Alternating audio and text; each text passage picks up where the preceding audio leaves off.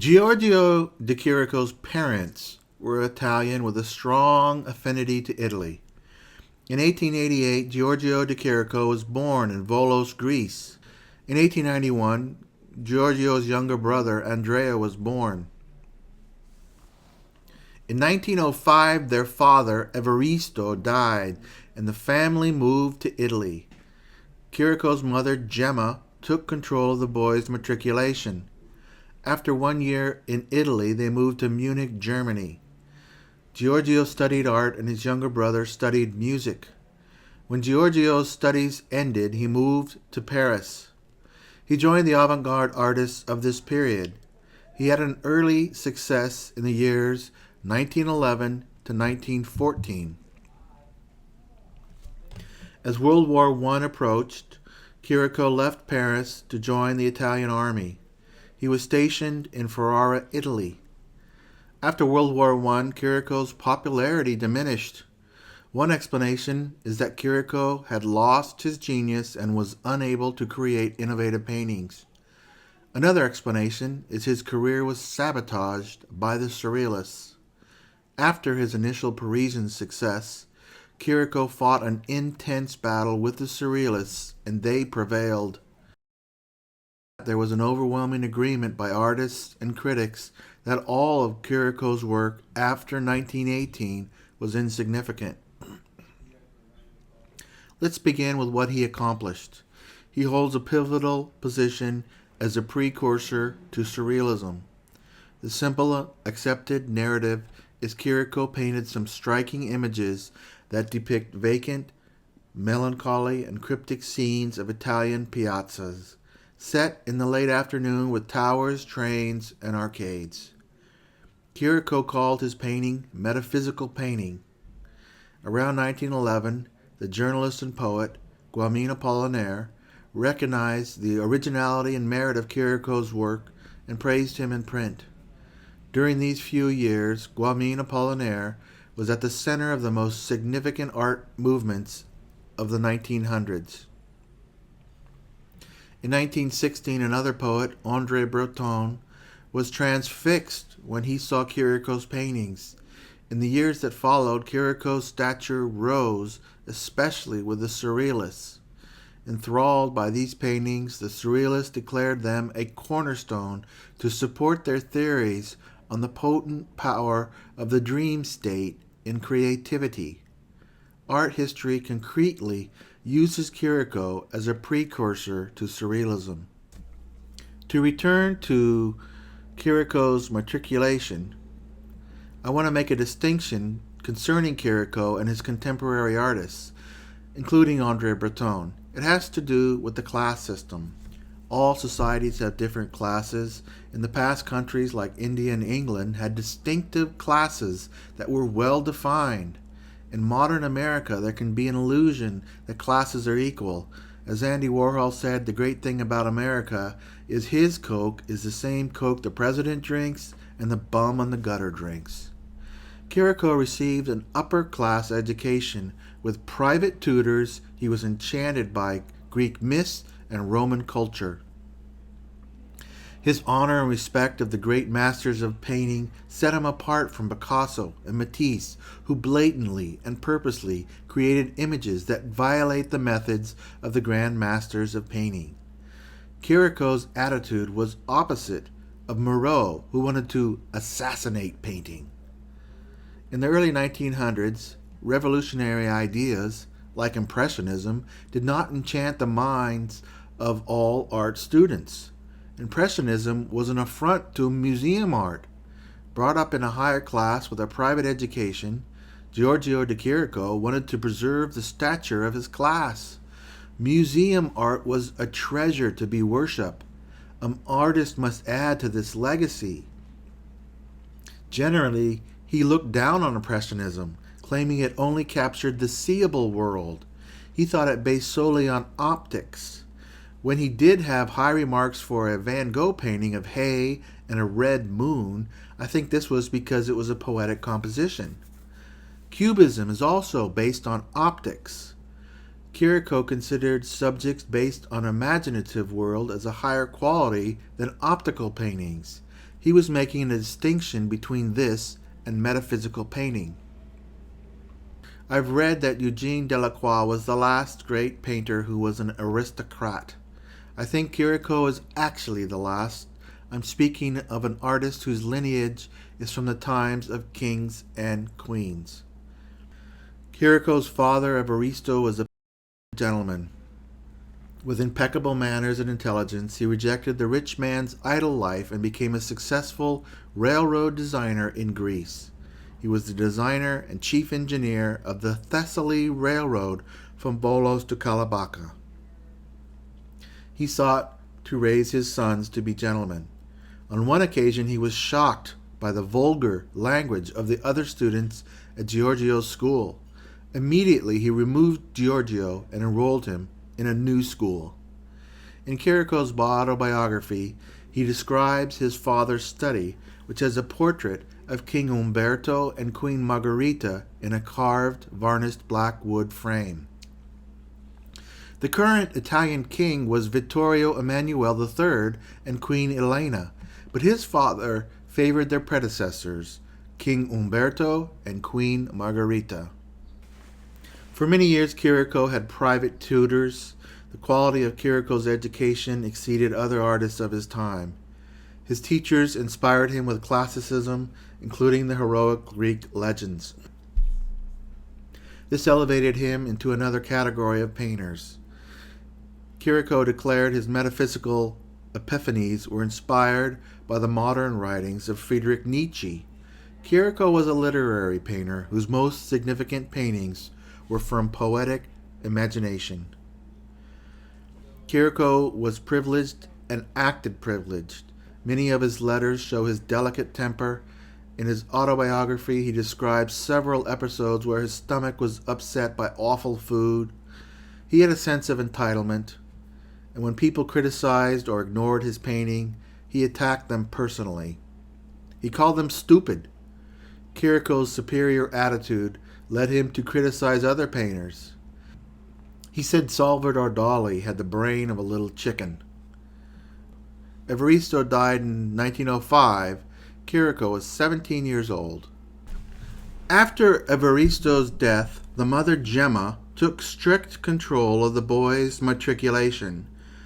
With the growing recognition of the artistic talent of both her sons, she made the decision to move to Munich to take advantage of the cultural capital and high-quality training in the arts. Giorgio de Chirico's younger brother was named Andrea, and as a young adult he changed his name to Alberto Savinio. Alberto was a prodigal musician and later a painter and writer. For the majority of their lives, the brothers were in close contact and shared friendships, philosophy, and ideas. They lived in the same cities.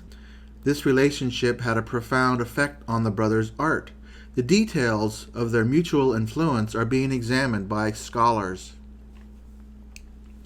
Gemma was from a rich Genovese family and had a privileged and haughty demeanor. She demanded the best, and the family stayed in the highest quality hotels. Her income was derived from stock in the Thessaly Railroad. Chirico's first wife, Raisa, was a Russian ballerina and describes her mother-in-law. Quote, "She was terrible, a woman of extreme intelligence and extremely strong personality and character. But I had never known such a terrible woman in my life. With me, she tried to control herself because she had an inferiority complex with regard to my family. She was impressed above all by the great wealth of my parents who lived in Paris, and the fact that one of my sisters was a princess. And so she eventually understood that I had no reason whatsoever to interest myself in the economic status of George. But oh, how she made poor Maria Savinio suffer. She had no sense of morality, and in that she was like George. All that mattered to her was money, and her children were terrified of her. She continued to slap them about even when they were grown. 'Giorgio, come here,' she would say, and George would obey without protest. One evening, when she was living with us in Paris, George and his mother had a tremendous quarrel. I had never witnessed anything like it before. They said terrible things and even broke a window. Being Russian, I was not accustomed to such behavior." End quote.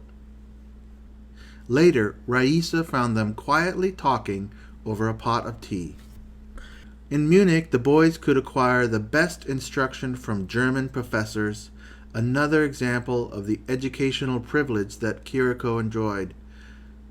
Giorgio assessed a path to his imagination through the paintings of Arnold Böcklin and Max Klinger.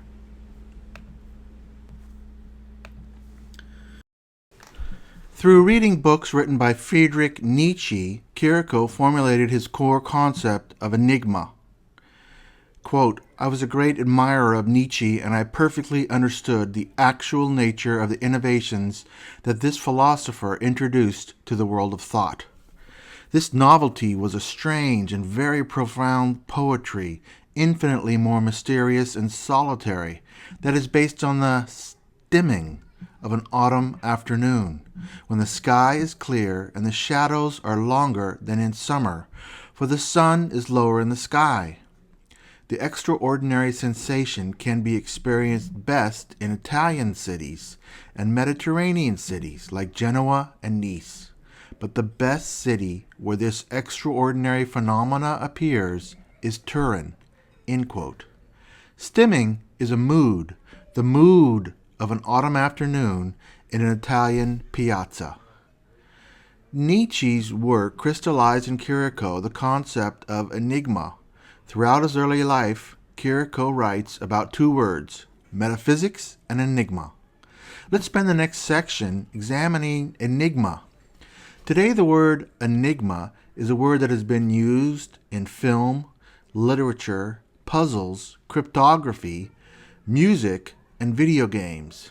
This broad usage means that today's definition is going to be slippery and difficult to grasp. If your background includes puzzles, you think of enigma one way. If your background includes cryptography, you think of enigma another way. With this type of word, attempting to capture the meaning pushes the limits of the English language. It would be unfair to take an existing definition of enigma and assign it to Chirico. For our purposes, the meaning of enigma is how Chirico defines enigma. Now, enigma refers to something with hidden or inexplicable meaning.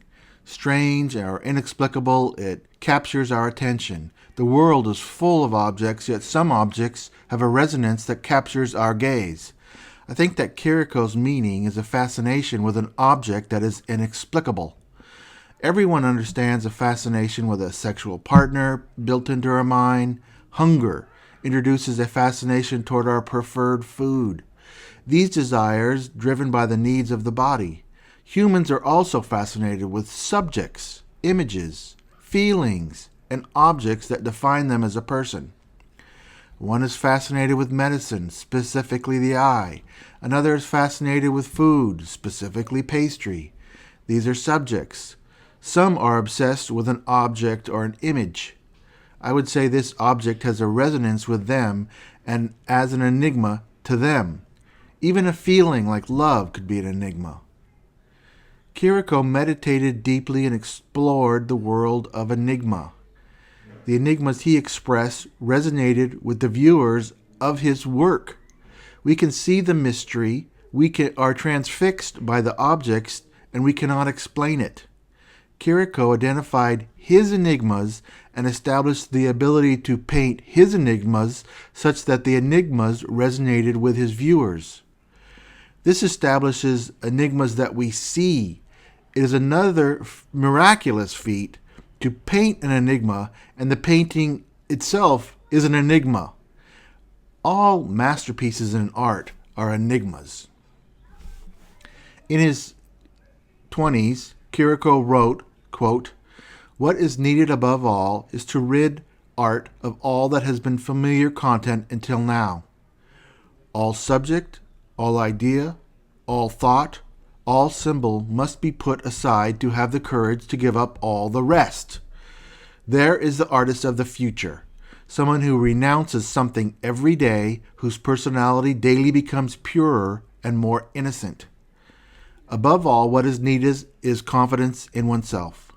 The revelation we have of a work of art, the conception of a picture, must represent something which has a sense in itself, has no subject, which from the point of view of human logic means nothing at all. I say that such a revelation must be felt so strongly, must give us such joy or such pain, that we are obliged to paint, impelled by a force greater than the force which impels a starving man to bite like a wild beast into a piece of bread he happens to find. This is what the painting of the future must be." End quote.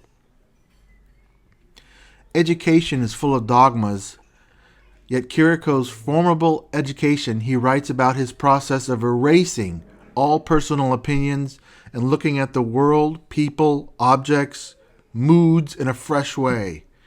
In his early career, he sets himself to purposely proceed without preconceived opinions. In 1911, Chirico visited Turin, Italy, and he was profoundly influenced by the architecture and feel of the city. Since his childhood, Chirico had a visceral feel for Italy, yet it was as an adult that he could explore these feelings. He wrote, quote, "It was in Turin that inspired the entire series of paintings created between 1912 and 1915. I must confess that they also owe much to Friedrich Nietzsche, of whom I was then an impassioned reader. His Ecce Homo, written in Turin just before his plunge into madness, helped me greatly in understanding the distinctive beauty of that city. Turin's true season, that which best accentuates its metaphysical grace, is autumn. An autumn which has nothing in common with the romantic autumn of clouded skies, dead leaves, and the migration of swallows. This autumn of Lamartine, and sung by so many other poets as a sad season, which urges the traveler to journey home, which compels those who would linger in the mountains or on the beaches to return to the city.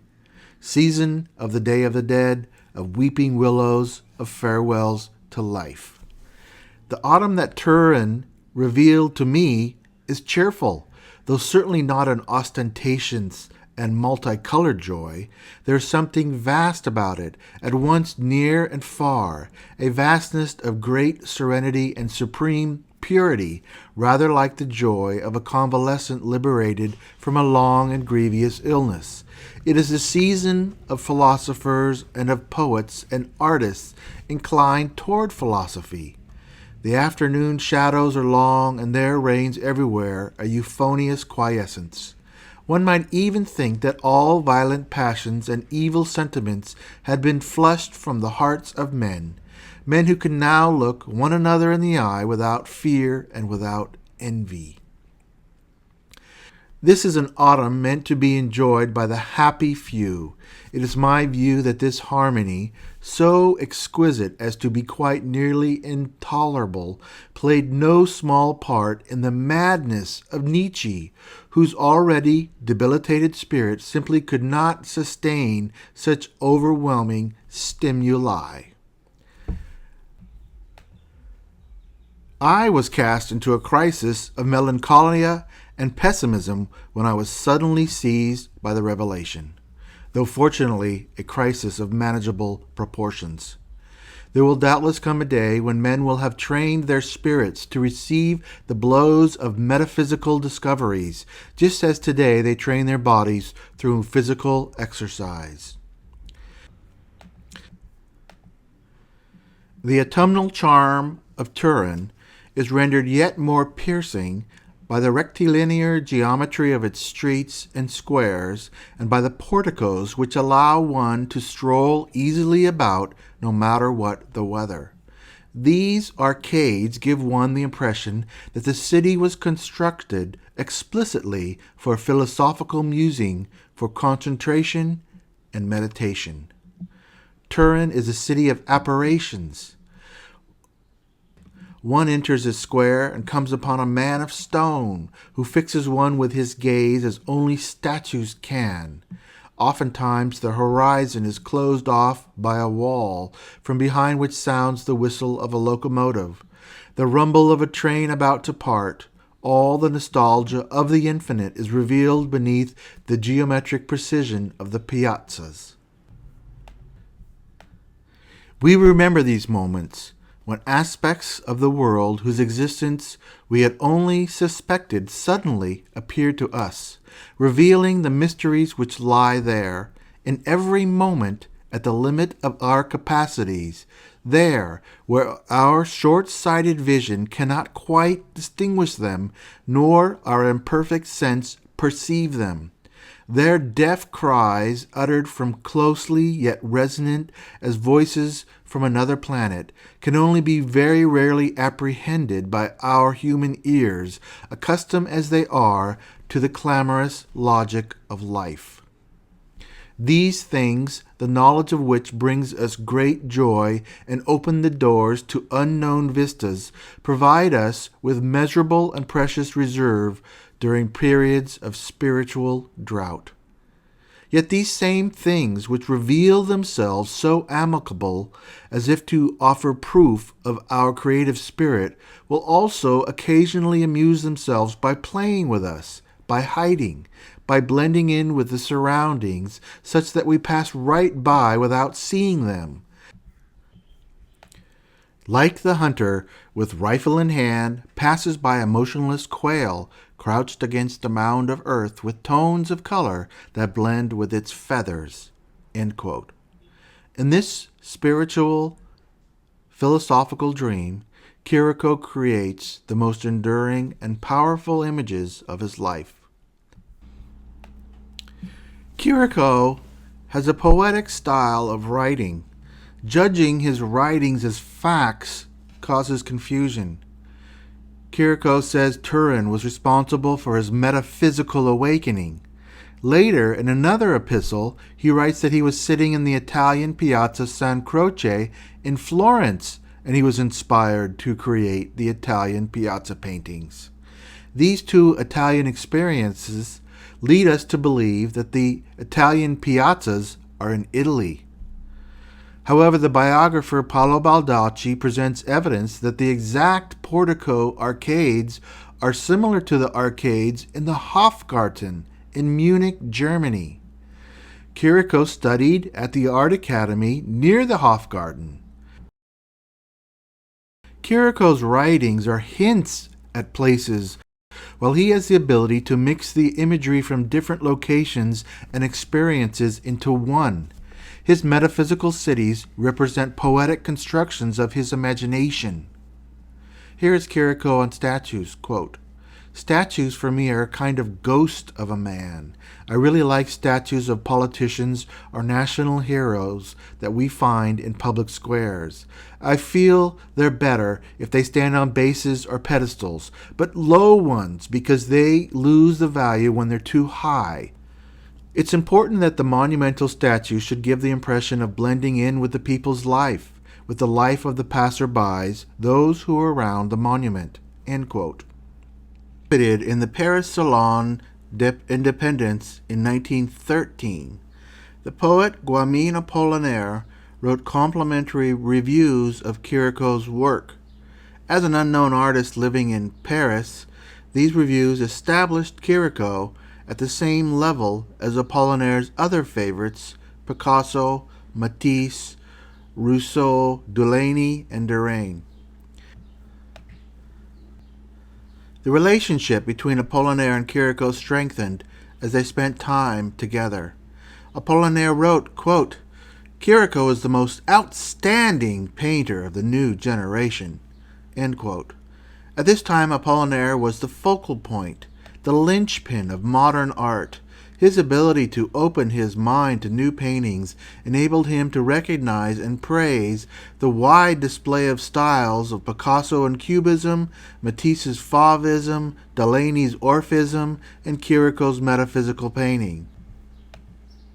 He recognized and understood the heroic revolution of imagery that the new painters were establishing.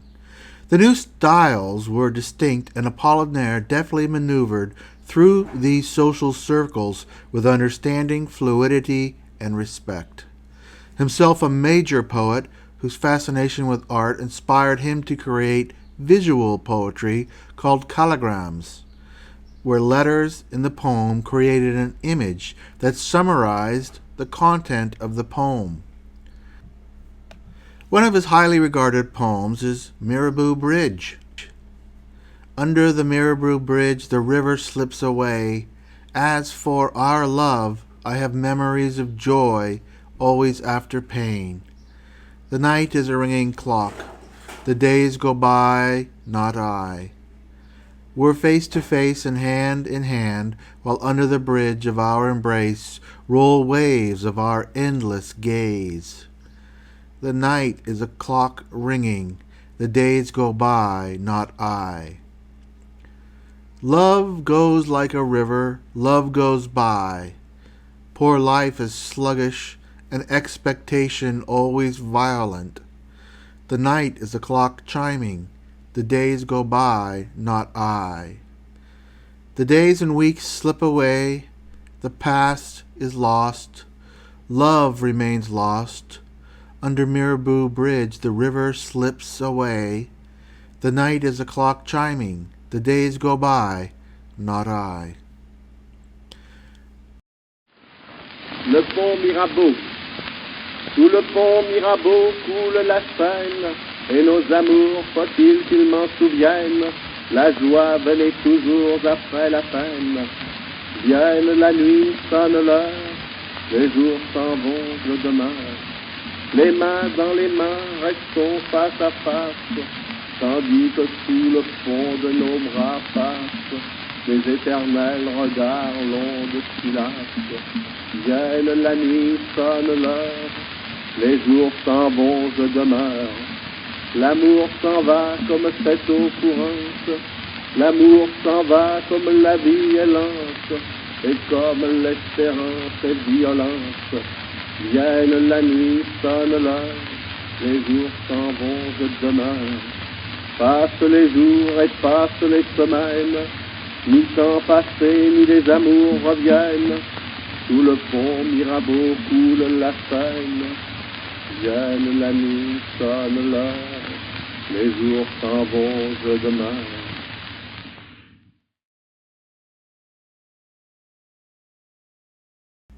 Apollinaire endorsed Chirico's work, and their friendship was close enough that Apollinaire contributed some of the titles to the early metaphysical paintings. The exact titles by Apollinaire are unclear.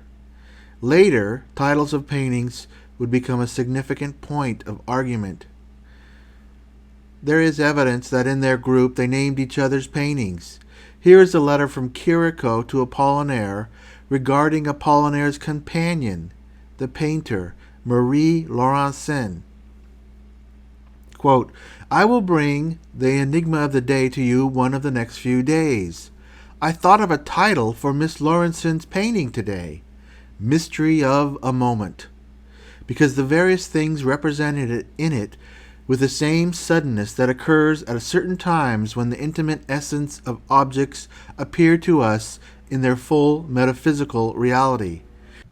End quote. Apollinaire's endorsement of Chirico was pivotal to Chirico's ascension into the modern school of painters. Other critics compared Chirico's work to staged scene design. Picasso, who was also favored by Apollinaire, trivialized Chirico as the man who paints railway stations. Around this time, Chirico signed up with his first dealer, Paul Gauguin. Chirico's brother, Alberto Savinio, wrote, quote, Chirico's contract promised 6 paintings to Gauguin for 120 francs per month. This is about 20 francs per painting. Around 8 to 10 years later, after World War I, Surrealists were selling Chirico paintings for 1,000 to 5,000 francs each, an increase of over 200%. At the end of the war, Chirico was poor and borrowing money from friends. He was desperate for sales. At the same time, he watched his dealer, Paul Gauguin, make enormous profits off his early piazza paintings. Chirico's mother was obsessed with money, and she passed the trait to Chirico. He sought a life of luxury. In Chirico's autobiography, there are several passages where he describes how he was treated poorly by Goyim. Now let's return to the words enigma and metaphysical, which are so prominent in the early writings of Chirico. Chirico wrote, quote, "Above all, great sensitivity is needed. One must picture everything in the world as an enigma, not only the great questions one has always asked oneself, why was the world created, why were we born, why we live and why die? For after all, as I have said, perhaps there is no reason for all of this. We should understand the enigma of things that are generally considered insignificant. To perceive the mystery of certain phenomena of feeling, of the character of a people, even to arrive at the point where one can picture creative genius of the past as things, very strange things that we examine from all sides. To live in the world as if in an immense museum of strangeness, full of curious many-colored toys which change their appearance, which like little children we sometimes break to see what they are made of inside, and disappointed to realize that they are empty." End quote. As I said, enigma has many different meanings. Chirico gets enigma from reading Nietzsche. It is listed 14 times in Nietzsche's book, Zarathustra. This is the German meaning of enigma circa 1800s. The current English meaning is varied according to the subject. Chirico writes, "The mood of the piazza, that is the enigma, an enigma that identifies a fixed sensation of wonder." The other word Chirico uses is metaphysical. Metaphysical is an adjective that names an attribute beyond the realm of current science, so vague that philosophy and poetry are used to capture its meaning. Chirico was working with the German writings, yet its origins extend to ancient Greece and Plato. In our time I find explanations of Aristotle's metaphysics, Kant's metaphysics, Leibniz's metaphysics, Arabic and Islamic metaphysics, Spinoza's metaphysics, Descartes' metaphysics, and on and on. These variations show the limits of English language. English has interpretations for the same word. One word has 10 or 20 subtle meanings. Precision is impossible. It seems if Leibniz understood metaphysics different than Aristotle, he should have identified another word to describe his understanding. If Descartes thinks the established definition of metaphysics fails, perhaps he is defining a new phenomena, and he should invent a new word to describe this phenomena rather than appropriating an earlier word and redefining it.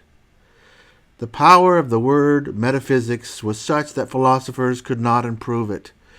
These philosophers were discussing metaphysics in language. Chirico is exploring visual metaphysics. Chirico is translating metaphysics in language to metaphysics in images. Nietzsche wrote, quote, "The metaphysical world is an elsewhere, another sphere, inaccessible and incomprehensible to us." End quote. However, Chirico writes how he is able to access the metaphysical world. Chirico, quote, "Schopenhauer and Nietzsche were the first to teach me the nonsense of life and how such nonsense could be adapted into art." End quote. And again, quote, "The absolute awareness of the space of an object must occupy in a painting, as well as the space that separates the objects, establish a new astronomy of things attached to the planet by means of the fatal law of gravity. The meticulously accurate and prudently calculated use of surfaces and volumes constitutes the aesthetics of metaphysics." End quote. Another quote, "It can be deduced that everything has two aspects, a usual one that we see most of the time and that men in general see, and another that is spectral or metaphysical, and that only rare individuals in particular moments of clairvoyance and metaphysical abstraction can see, like certain materials that can only be penetrated by the sun rays, but only by artificial light, such as X-rays. End quote. Quote, "It is necessary that thought break completely away from everything that is called logic and sense, and distance itself from all human affairs in order for things to appear with a new aspect, as if illuminated by a constellation that shines for the first time." End quote. Quote, "As far as its appearance is concerned, metaphysical artwork seems to be serene, yet it gives the impression that something new is about to happen in that very serenity, and that other lines, besides those manifest, are about to enter into the rectangle of the canvas. Such is the revealing symptom of inhabited profundity." End quote. Chirico writes that metaphysics will, quote, "induce a foreboding of the cosmic mystery." End quote. Chirico was confident in his understanding metaphysics, and his paintings prove it. However, the word became an obstacle to admirers. Chirico, quote, "The word metaphysical, which I baptized my paintings when working in Paris during the lean yet fertile pre-war years, has stirred up a significant amount of discord and misunderstanding.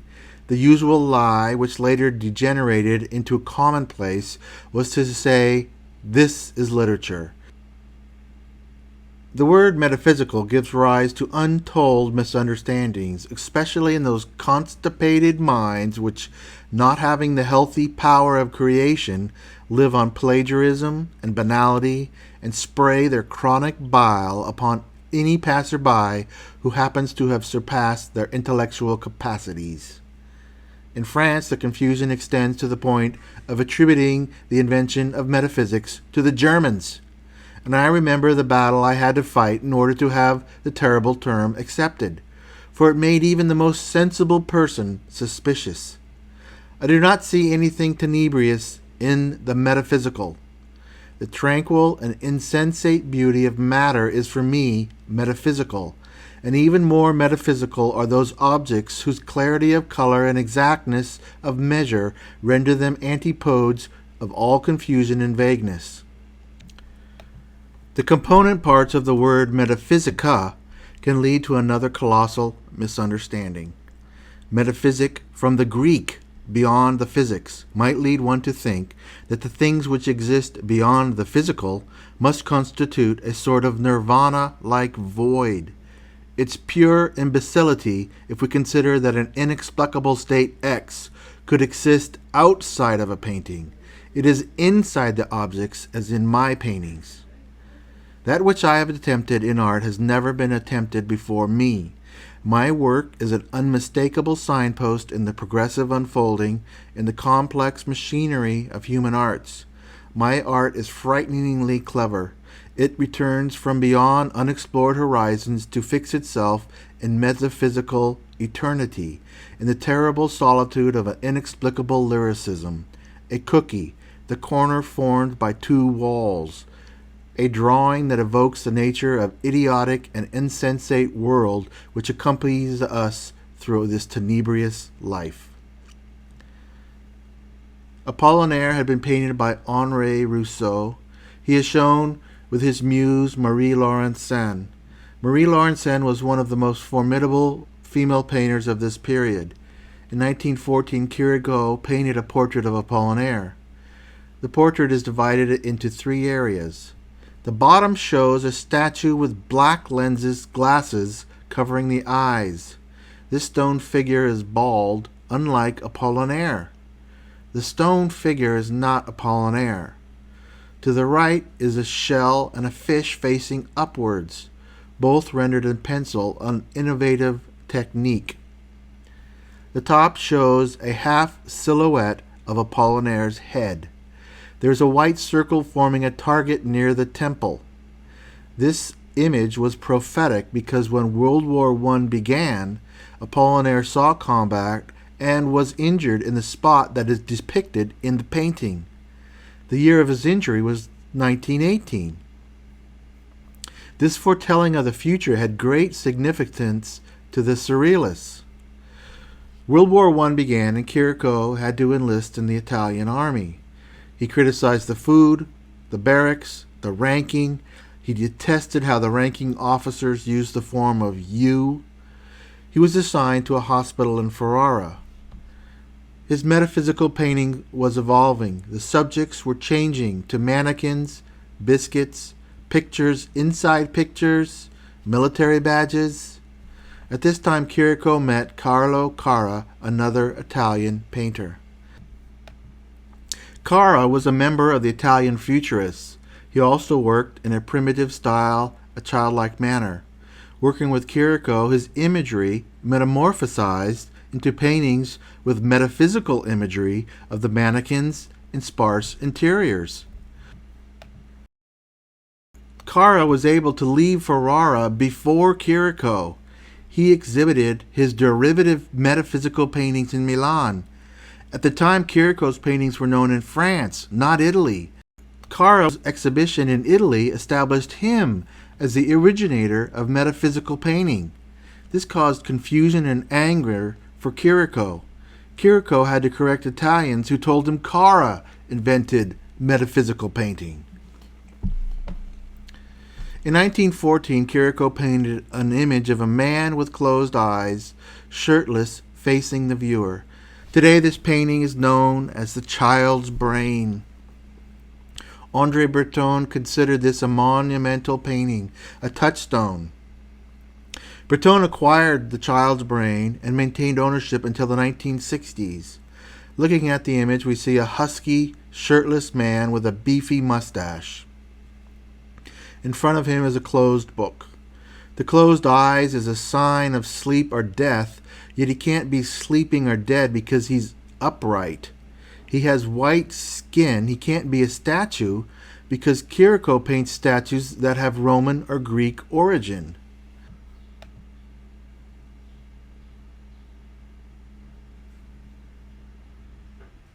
Because of the title, The Child's Brain, biographers and critics have identified this painting through the theories of Sigmund Freud.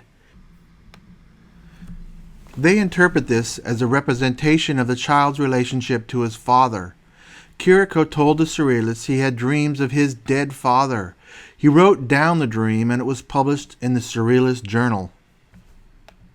The child's brain adds another view to the painting because there is no child in the painting.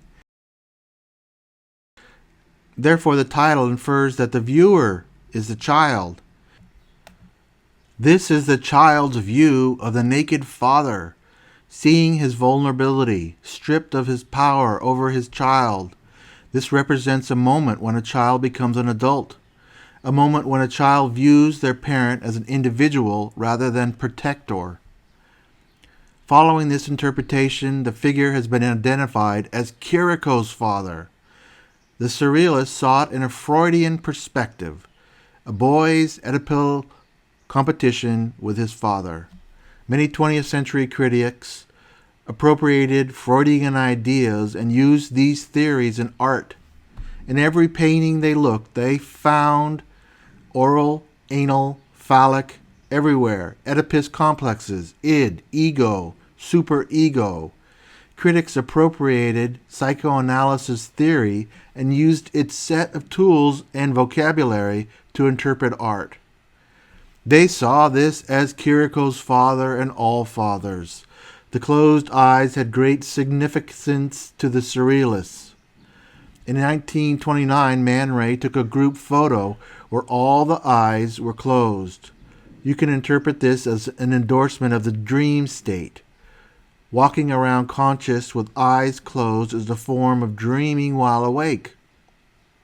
The ideal surrealist creative state was dreaming and then creating. Sometimes I evaluate paintings too. One can look upon a painting as a puzzle to be deciphered. Viewing this painting and removing the title, was inserted by the Surrealists, I have a different interpretation.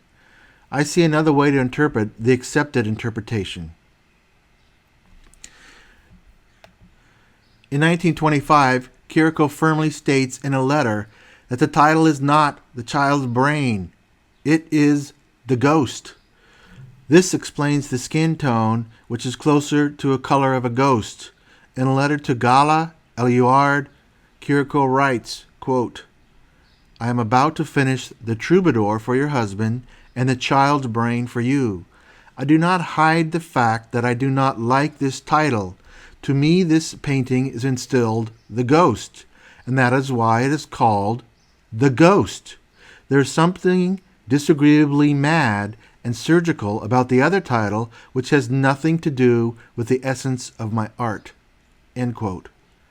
The Surrealists, in addition to relabeling Chirico as a Surrealist, they renamed his painting and interpreted it as they saw it, complementing Surrealist aesthetics. Then they called their interpretation the rule. This corruption, where the Surrealists stuck with the wrong title, antagonized Chirico. The Surrealists misunderstood Chirico's concepts. Now all painters hear incorrect interpretations of their paintings. However, with André Breton, it turned vicious. The male figure in The Child's Brain has a prominent mustache. Chirico's father had a mustache and a prominent beard. The figure in the painting is not Chirico's father or his father's ghost. The figure is a facsimile of Napoleon III, the imperial leader of France from 1848 to 1870. He was a major French figure in the late 1800s. He was nephew and heir to Napoleon. The imperial leader, the monarch with closed eyes. To me, he is shamed by his loss of power, or the loss of monarchical power. Napoleon III was a controversial figure in the transition from kings to presidents. Napoleon III's predecessor was a king, King Louis Philippe. Napoleon III was elected to be emperor. After him, the monarchy was abolished. Here is a postcard of the monarchs before World War I. All the kings had prominent mustaches. World War I marked a significant historical point where the people of many countries lost confidence in the monarchies and transferred political confidence to democracies. After World War I, 24 countries dissolved their monarchies. The ghost represents the king without closed eyes, standing a ghost. The loss of the monarchy, the ghost of the monarchy captured in an image. And Guamin Apollinaire wrote this stanza in his poem Vendamarie. Quote, remember me, you men of the future. My lifetime saw the passing away of kings. Silent and glum they perished, one by one. Thrice brave they have been reduced to conjuring. End quote. André Breton's poetry expanded and affirmed the potency of Surrealism. Breton also earned money as an art advisor to Jacques Doucet. Breton's recommendations and negotiations led Doucet to build a collection of the most significant paintings of the modern schools. André Breton's apartment contained a fascinating collection of art that passed his idiosyncratic rules for Surrealism. One of my favorite Breton poems is called Choose Life. Choose life instead of those prisms with no depth, even if their colors are purer. Instead of this hour always hidden, instead of these terrible vehicles of cold flame, instead of these overripe stones, choose this heart with its safety catch, instead of that murmuring pool, and that white fabric singing in the air and the earth at the same time, instead of that marriage blessing joining my forehead to total vanities. Choose life. Choose life with its conspiratorial sheets, its scars from escapes. Choose life. Choose that rose window on my tomb. The life of being here, nothing but being here, where one voice says, "Are you there?" And another answers, "Are you there?" I'm hardly here at all, alas. And even when we might be making fun of all we kill, choose life. Choose life, choose life, venerable childhood. The ribbon coming out of a fakir resembles the playground slide of the world. Though the sun is only a shipwreck insofar as a woman's body resembles it, you dream contemplating the whole length of its trajectory. Or only while closing your eyes on the adorable storm named your hand. Choose life. Choose life with its waiting rooms when you know you'll never be shown in. Choose life instead of those health spas where you're served by drudges. Choose life unfavorable and long when the books close again here on less gentle shelves, and when over there the weather would be better than it would be free. Choose life. Choose life as the pit of scorn, with that head beautiful enough, like the antidote to that perfection it summons and it fears. Life like a makeup in God's face. Life like a virgin passport. A little town like Pont-à-Mousson. And since everything's already been said, choose life instead. When World War I was beginning, Chirico left Paris in a hurry. He left many significant Italian piazza paintings in Paris, and they were acquired by the Surrealists, including Breton and another poet named Paul Éluard. Many Surrealists saw Chirico's paintings and experienced a sensation while viewing his paintings as a talisman that freed them to pursue their intuition and confidently develop Surrealist imagery and literature. They were under the metaphysical spell. Chirico's metaphysical art fit perfectly into Surrealist conception of art. However, they ignored the concept of metaphysics and relabeled Chirico a Surrealist. This label still identifies Chirico in today's art historical chronology. Surrealism became such a significant movement in art history that the reclassification seemed rational. The Surrealists used the paintings as verification and evidence of the potency of Surrealism. At the time when the Surrealists were buying the paintings and discussing Chirico's work, he was living in Italy. He only knew of their fervent attention through written correspondence and from traveling friends. Chirico was still struggling to sell his work, and as a career move, it was a smart choice to encourage all praise. The Surrealists placed a high significance on dreams, intuitions, premonitions, occult and mystical practices, including seance and tarot cards. Pure psychic automatism with one purpose: to express the real process of thought, either orally, in writing, or another manner of expression. Thoughts dictated in the absence of any control, excised by reason, outside of any aesthetic or moral concerns. One of their investigations involved on the Surrealists would go into a waking trance and access their pure thought. The subject would speak and another Surrealist would transcribe it into paper. Here is a significant photo where Chirico is present. In 1925, Chirico visited the Surrealists for a few of their Surrealist events. In the photo, we see almost all the Surrealists are frozen in amazement at this trance performance. Chirico has broken the mood and looks at Man Ray, who is taking the photo. The man next to Chirico is Paul Éluard. Later, we will hear Chirico's description of these events. I titled this photo, Bored with the Surrealists. In another photo, Chirico is standing with the Surrealists, and his painting is on the wall behind them. And this is 1925. There was a failure of ideology between Chirico and the Surrealists. The original Italian piazza paintings were painted from 1914 through 1918. Then Chirico painted the interior metaphysical paintings and biscuit paintings in Ferrara, which were followed by the mannequin paintings. In the early 1920s, Chirico shifted again and declared that the most important aspect of painting was the technique. Preparing the canvas, preparing the pigments.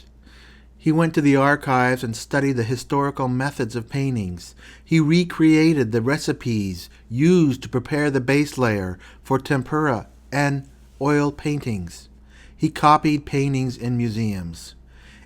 In 1925, he was absorbed in technique while the Surrealists were entranced by Italian piazza paintings. Some of Chirico's painting fit into the Surrealist aesthetic, but he was a metaphysical painter. Where Chirico saw metaphysics and enigmas, Surrealists saw automatic thought and dream imagery. In this letter, Chirico shares his excitement with Breton. My dear friend, I am very moved by all that you tell me in your good letter. For a long time I worked without hope. Now it is above all necessary that I clarify one point for you, the point which has to do with my painting of today. I know that in France there are people who say that I'm making a museum art, that I have lost my road. This was fatal, and I expected it. But I have an easy conscience, and I am full of inner joy, for I know that the value of what I'm doing will appear, sooner or later, even to the most blind. The fact that I have made your acquaintance, isn't that already a good sign? The best sign that I could have hoped for. But now, my dear friend, I'm going to speak to you about my present painting. You must have noticed that since some time ago in the arts, something has changed. Let us not speak of neoclassicism, revival, etc. There are some men, among them probably yourself, who arrived at a limit in their art, have asked themselves, where are we going? They have felt the need of a more solid base. They have renounced nothing. This magnificent romanticism which we have created, my dear friend, these dreams and visions which troubled us and which without control or suspicions we have put down on canvas or paper, all these worlds which we have painted, drawn, written, and sung, and which your poesy and that of Apollinaire and a few others, they are always there, my dear friend, and the last word has not been said about them. Posterity will judge them much better than our contemporaries than we can sleep peacefully. But a problem has tormented me for almost 3 years, the problem of professionalism. It's for that reason that I began to make copies in the museums, that at Florence and Rome I spent entire days, summer and winter, before the 14th and 15th century Italians, studying and copying them. I dedicated myself to the reading of ancient treatises on painting, and I have seen at last, that terrible things go on today in painting, and if the painters continue on this route, we are reaching the end. First of all, I discovered that the chronic and moral malady of painting today is oil pigment, the oil believed to be the base of all good painting. Antonella de Messina, who according to history is supposed to have brought from Flanders to Italy the secret of oil painting, never did that. This misunderstanding springs from the fact that the Flemish, above all the brothers Van Eyck, used, in going over their tempera works with glass, emulsions, in which linseed or nut oil was contained in a small part. But the base of the painting was tempera, or distemper, with which they sometimes mixed oils and above all resins, and still other ingredients like honey, casein, and the milk of fig leaves. In this fashion, without any doubt, the painters Dürer, Holbein, Raphael, and Pietro Perugino, and I believe that even Rubens and Titian, never did oil painting as we understand it today. When I had comprehended that, I began with the patience of an alchemist to filter my varnishes, to grind my colors, to prepare my colors and panels, and there was an enormous difference in the results. The mystery of color, light, brilliance, and all the magic of painting is to my mind the most complicated and magic art there is. All these virtues of painting, I say, expanded prodigiously as I clarified by a new light.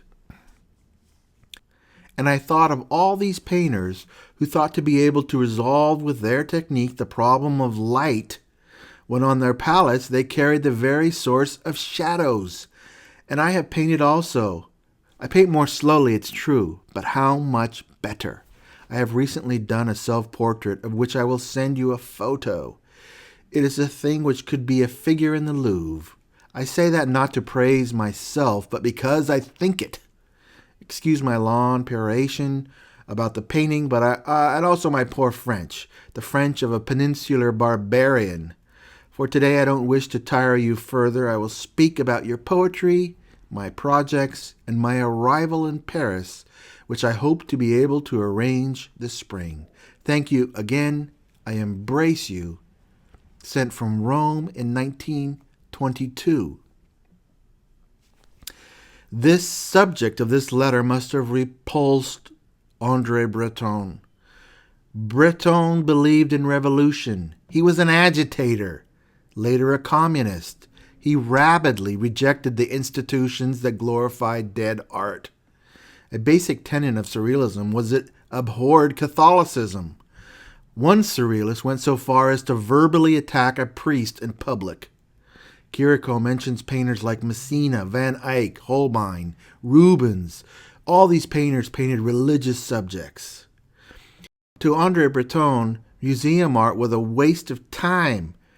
But to Chirico, he saw himself competing with masters of the museums. At this time, Breton was deeply involved in exploring the unconscious dream and liberation of the mind during dreams. The discrepancy between Chirico's thoughts and Breton's thoughts were insurmountable, and Breton questioned whether he was following the wrong man. This was the beginning of one of the ugliest fights ever recorded in art history, Giorgio de Chirico versus the Surrealists. Each side was righteous, petty, vicious, and personal. This fight annihilated Chirico's artistic credibility. It enhanced the Surrealist credibility because for them it was an attack on bad art. The fight was a battle of many dimensions. One was Breton's contempt for making money in art. He was certain that art for money spoiled the art because the motive was corrupt. This concept may be true for Breton, but does not follow for many of the masterpieces of the past. To Breton, art had a higher purpose, an ephemeral, transcendent purpose. Artists who took commercial considerations into their work were impure. He severely criticized Surrealists who took jobs for money. Chirico accepted the business side of art. He realized the ephemeral, metaphysical art was difficult to sell. Rich buyers of art were uneducated in the subtleties of modern art movements. They were comfortable buying something that looked similar to museum art, something they could live with on their walls. To be ultra-rich, perhaps to be a diplomat or a high government official, a leader in business, and display art made by anarchists on your wall confuses your social circle with ideas that cause discomfort. Their milieu is fragile, and needless judgment can jeopardize their standing. Highbrow collectors wish to preserve their wealth and enforce the institutions that allow them to prosper. As I stated earlier, Chirico was one of the last aristocratic painters. Breton declared his hysterical opinion in his book Surrealism in Painting. He maliciously attacked Chirico. Breton begins the section on Chirico with the statement, quote, "I am lenient." Quote, let's pause here to examine this statement. Quote, "I am lenient." Unquote. Before Breton attacks Chirico, he wants to cuddle up to the reader and declare his warmth. Yet this lenient man places himself above all other surrealists. He was the embodiment of surrealism. He judged what was surrealist and what was rejected. He officiated over the paintings, the prose, and the poetry. In 1927, he expelled Artaud, Vitrac, and Supau.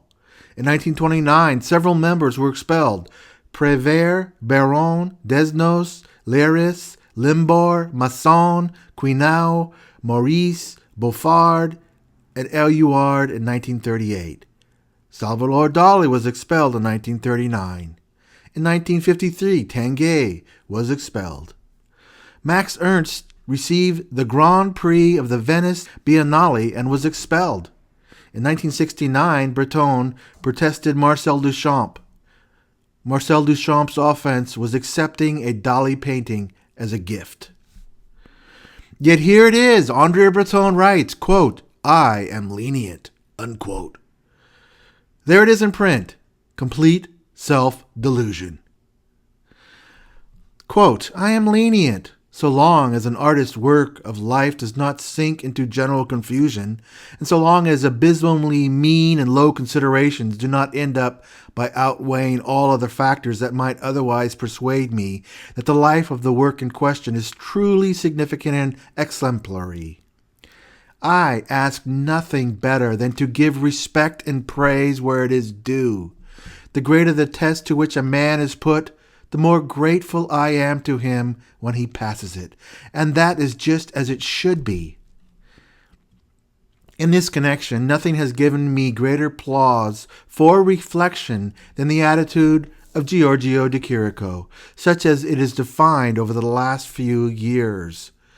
What specter of misery and horror, masquerading as the Abbé Bremond, will soon appear before us to deliver a lecture on the comparative merits of Chirico's Metaphysics paintings, his dream paintings, and indeed all the incomparable works that he achieved between 1910 and 1917.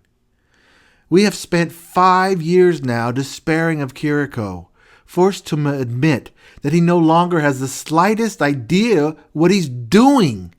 How often we have found ourselves in the square where everything seems so close to existence, yet bears so little resemblance to what really exists. It was here, more than anywhere else, that we held our invisible meetings. It was here that we were to be found, hand in hand with heedlessness. In those days, we were not yet suspicious of promises. Even at this short distance, I find it easy to talk about it calmly. But at that time, Chirico took the appearance of sentries, stationed along a road of perpetual challenges. Certainly, when we reached the point where he was standing, we found it impossible to turn back. It became a point of honor to us to pass. We did pass, between ourselves in fact and in absolute confidence. Let it be said that later on, increasingly unsure of the mission we had been assigned, we often referred to this fixed point, which with the fixed point of L'Entremont sufficed to determine the straight line ahead for us. It was of no importance that Chirico has lost sight of this line from which we shall never feel inclined to diverge. For a long time now, it will depend entirely on us that this line will remain the only one possible.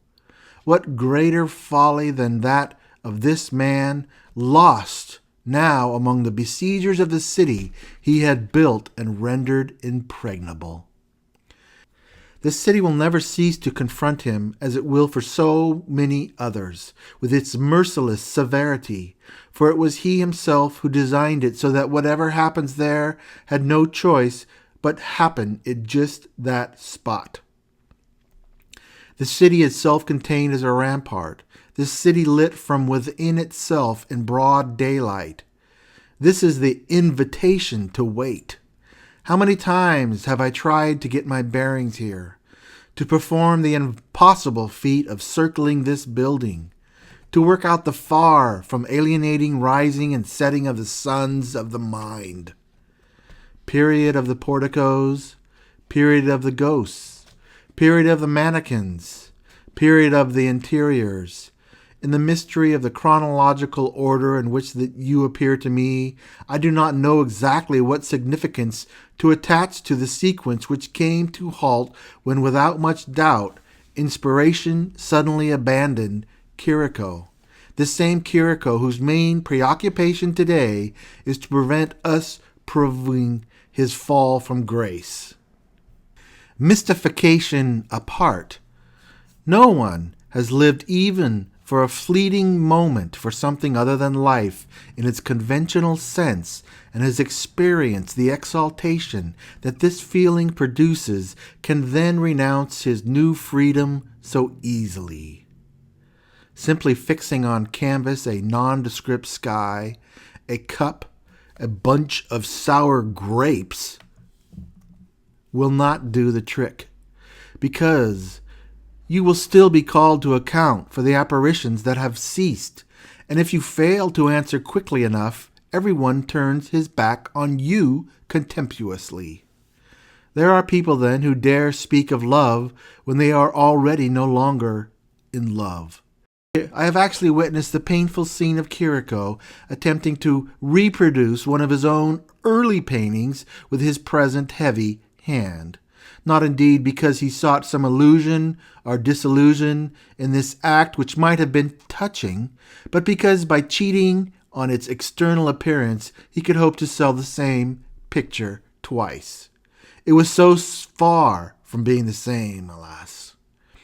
Desperate in his inability to recreate for himself and for us the emotional truth that had abandoned him, he has put into circulation a large number of palpable fakes, including slavish copies, most of them antedated, and even trashier variants. This morale-faking swindle has lasted too long. If this man had any courage at all, he would long ago have grown weary of this game which consists in mocking his lost genius, despite himself, despite his so dearly acquired Roman slave mentality, despite this prison from which he will never escape now, having already escaped from liberty. We shall retain intact the strange hope that his first works gave us. We shall go on questioning them for the rest of our lives, and shall not let ourselves be deterred for one moment by the embarrassing existence of their author. That will be the scene that is revealed to us. We remain convinced when the book whose mute binding we have contemplated for so long open up the page marked in it, which will be at the time that the train is due, at the hour that must be about to strike. There, among the arcades, after the wind rising wretchedly from the ground and lifting the red points of the pennants vertically into the air has calmed down. It is only then that flashing signs will spell out for everyone the very special significance of our intervention. Because in terms of literature and art, we do not yet exist. End quote. Next, Breton writes an extended footnote that takes up most of the page. Quote, only recently, Chirico addressed the following letter to the newspapers. Now he's quoting Chirico's letter. Gentlemen, I shall be most obliged to you if you will be good enough to make it clear that the poetic interpretation of paintings of mine, reproduced in various numbers of a particular literary review, is arbitrary and improper. In particular, my still life, Head of Jupiter with bananas and pineapples, to which the latest number of the review attributed to the title Overturned Dream never received such a ridiculous title from me, and I wonder what motivation underlies the renaming of pictures which I alone had the right to create. End of Chirico's letter. Back to Breton. This viper's voice continues to rise dolefully from under the stones that cover him, and that we shall continue to hurl at him. Whatever the other corpses that surround him may have whispered in his ear, Chirico knows perfectly well that if we produce the picture in question in La Révolution Surrealiste under the title of Transformed Dream, not overturned as he claims, it was because, by his own admission, he aims not so long ago went much further than the mere arbitrary and improper grouping in the picture of a plaster head against a papier-mâché background with India rubber fruit lying around.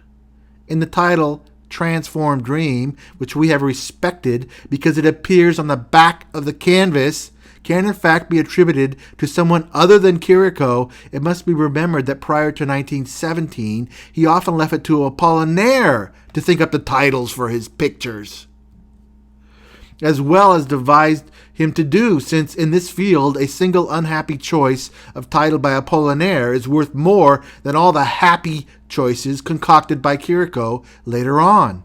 In any case, this title is at least capable of translating, well or badly, I repeat, but of translating the preoccupation that emerge in the picture it designates, and that Chirico, insulter of his youth, is now attempting to reveal to us in the language of the gutter." End quote.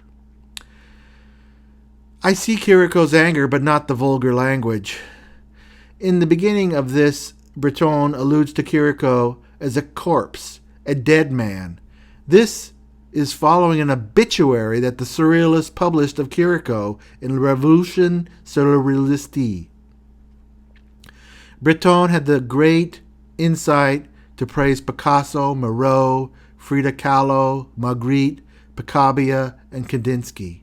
He had the muddling droopiness to highly endorse Masson, Oscar Dominguez, Yves Tanguay, and Marat. Two other Breton favorites were sluggish Max Ernst and the creepy Salvador Dali. Now let's move on to the other surrealist, Max Ernst. Here's a quote from his writing. "So far, no satisfactory explanation has been found for the fact that quality of Chirico's paintings suddenly went down in a very mysterious way. Some people have tried to explain it by the old age or some physical disability, but all this is wrong and does not agree with the facts. There is one special enigma in this contradictory fact, that at the time he made clearly low-class paintings, he wrote a very beautiful book in which all his ideas suddenly revive in a terribly strong and fantastic way. This book was published in 1929 and was called Hebdomeris. My explanation is that his early work already had the germs of an artistic conception of the world and the kind of despair for finding our solution for the unreasonably and absurdity of the human condition and nature and all. He suddenly felt the absurdity so strongly that he had to give up hope of finding the way out of these contradictions.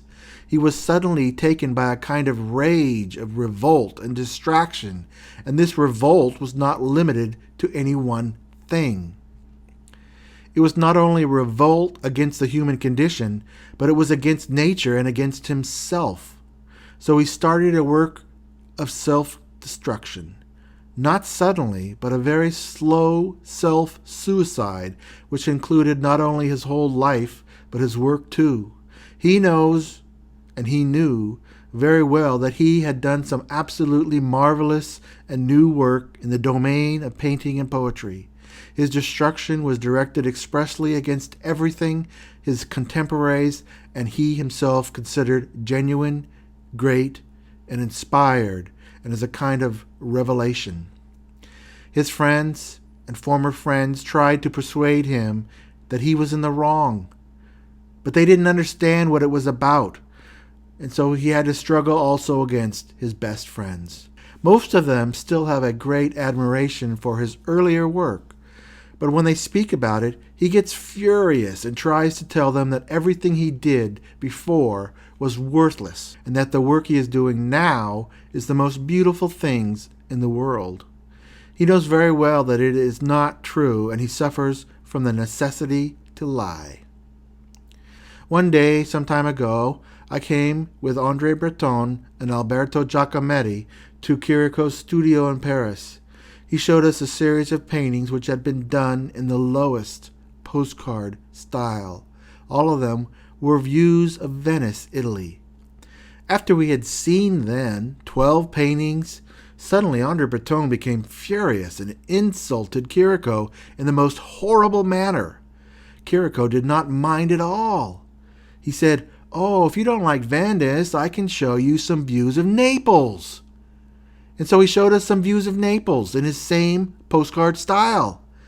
I'm absolutely sure that Chirico is not stupid enough to believe that he was right, but he enjoyed the situation of seeing Andre suffer so terribly by what Andre considered Chirico's betrayal. Andre spoke to Chirico about his former work, and Chirico pretended it was nothing at all, less than shit. Chirico said, "It's the easiest thing in the world to make this kind of painting. Even right now, some stupid people could be found to buy them." Everybody knows that he started from this moment certain activities, such as copying his older paintings, antedating them, and putting them on the market. His secret purpose was to destroy even the commercial value of his older paintings, because everybody now has some doubts about the authenticity of his paintings. I must say myself that there is some greatness in this attitude of the painter. Chirico's attitude can be compared with those of Rimbaud, Lautréamont, and Marcel Duchamp. There is something terribly heroic in Chirico's activity, not only because he must be lonesome and desperate in this painting works of self-destruction, but also in the fact that he carried his intentions out in a terribly consequent way and never gave the slightest explanation of even to his most intimate friends. End quote. My guess is Chirico's reason for copying was that he never made a profit off the original style paintings. He did not want to admit to Breton and others that he really wanted to be rich. So the onslaught to vanquish Chirico begins. It continues through the decades, and no high-respected source defends or endorses Chirico's work after the 1920s. The next attack is from Robert Motherwell. Motherwell saw the Surrealists as evangelists with a belief in the young, evangelists who want to convince others to convert to their Surrealism. Many of the Surrealist heroes were greatest when they were young: Rimbaud, Lautréamont, Seurat, and the early Chirico. Motherwell calls Breton the Chairman Mao of the movement.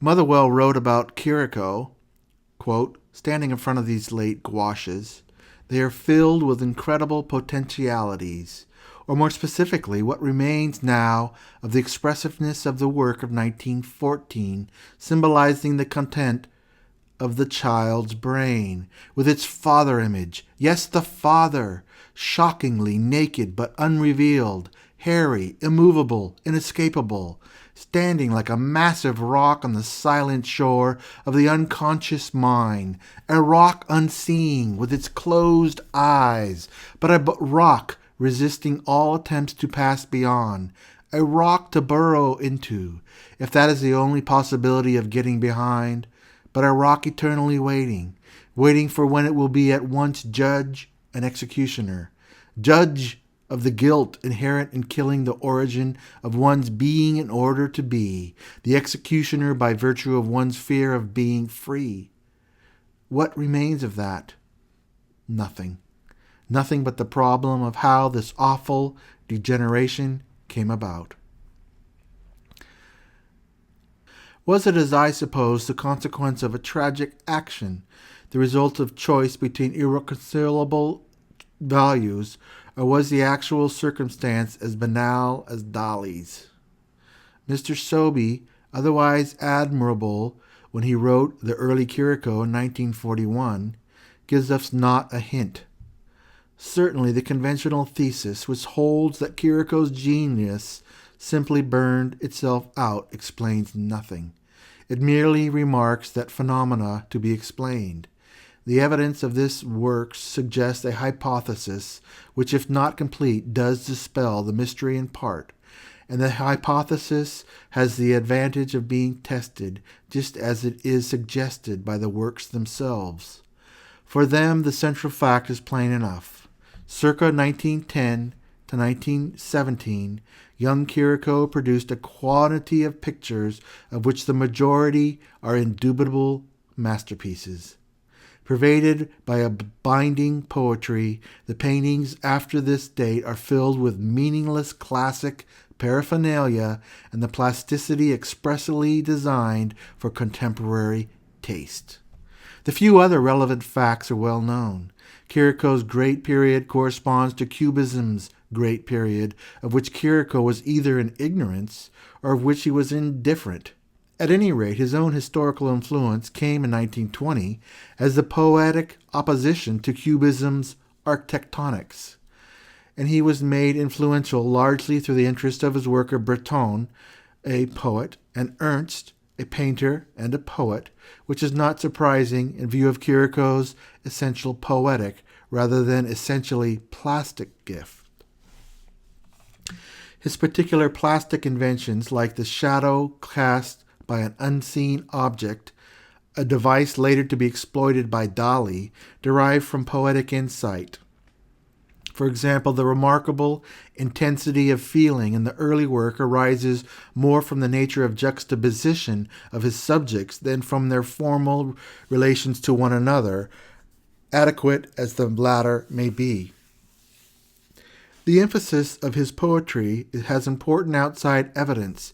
Years after the decline of his painting into an incredible academicism, Chirico was still able to produce his superbly poetic novel, Hebdomadus.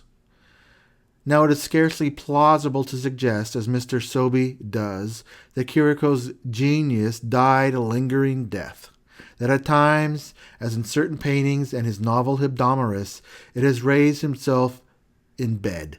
It is more plausible to suppose that something happened to alter Chirico's conception of painting, something radical enough to cause the poetry to disappear from it.